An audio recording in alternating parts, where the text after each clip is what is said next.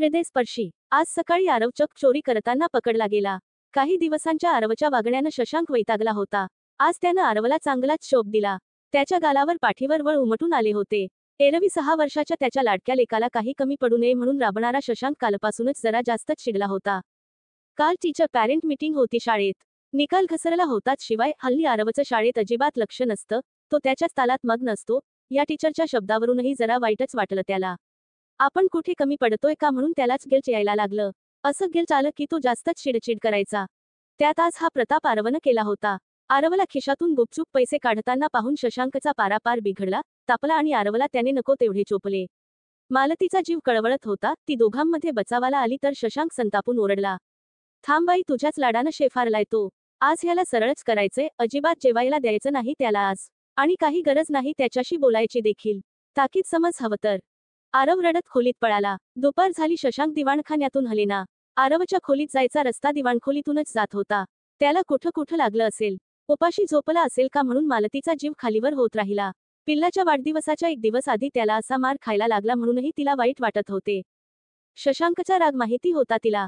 तरीही जरा हिम्मत करून, थांब मीच विचारते त्याला जाब, असं कसं वागला हा कार्टा, म्हणत आरवच्या खोलीत जाण्याचा प्रयत्नही केला.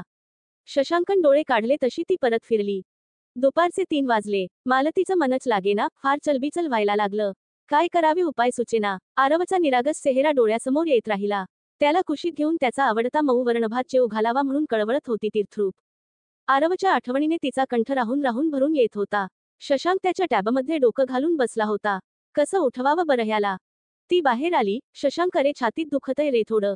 घाबरल्यासारखंच होतंय. बीपीच्या गोळ्या संपल्यात काल. आज घेतलीच नाही म्हणून असेल का रे. तुझ्या गोळ्या संपल्या आणि तू मला आता सांगते आहेस.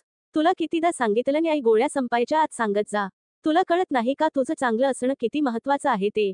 इतकं बोलून शशांकनं किस्टँडवरून गाडीच्या चाव्या घेतल्या आणि औषध घ्यायला तो बाहेर पडला. मालतीनं लगेच शिजपोळीचा रोल आणि थोडा वरणभात थाळीत घेतला आणि भरभर आरवच्या खोलीत आली. आरव छताकडे पाहत शांत बेडवर पहुडला होता. मिंटू तिनं लाडात हाक घातली तसा शहाण्या मुलासारखा आरव उठून मांडी घालून बसला. तिनं त्याला जवळ घेतलं. फार लागलं का बाळा म्हणत त्याच्या माथ्याचा पापा घेतला. आरवनं मानेनंच नाही म्हटलं. तिच्या डोळ्यात पाणी तरळलं. चल पटकन जेवून घे, ह सोनू तुझ्या आवडीचं आहे बघ सगळं. आजी. आरवचा निरागस आवाज. 2 मिनिट शांतता. आजी, मला नाही जेवायचं, त्या बदल्यात मला 20 रुपये देशील. मालतीला धस झालं. आज सकाळच्या ह्याच्या प्रतापामुळे शशांकनं इतका मार दिला तरी ह्याला अजून पैसेच हवे आहेत. तिलाही जरा रागच आला. आरव काय हट चाललाय, कशाला हवेत तुला पैसे. तिनंही डोळे वटारून आवाज चढवला. आजी, मला नम गॅस फुगे घ्यायचे आहेत. फुग्यांसाठी आरव, अशा फुटकळ गोष्टीसाठी तू पैसे चोरत होतास, एवढ्यासाठी इतका मार खाल्ला.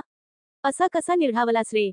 आजी नाराजीनेच जायला निघाली. आरवनं तिचा हात धरला. आजी, मला नम त्या फुग्यांवर सॉरी लिहून आभाळात सोडायचे आहे. उद्या माझा वाढदिवस आहे ना. माझा जन्म झाला म्हणून आईला वेदना सहन कराव्या लागल्या होत्या ना ग, म्हणूनच ती सोडून गेली नम आपल्याला. मला तिची माफी मागायची आहे. एकदाच. मालती थिजली तिथे. चिवल्याशा आरवच्या तोंडून इतके मोठे शब्द ऐकून तिचे काळीज पाघळत गेले. तिनं चटकन खेचून त्या बिनाईच्या लेकराला कुशीत ओढले. आणि आजी नातवाने मग बराच वेळ अश्रूंना आकाश मोकळे करून दिले. रश्मी पदवाड, मदनकर.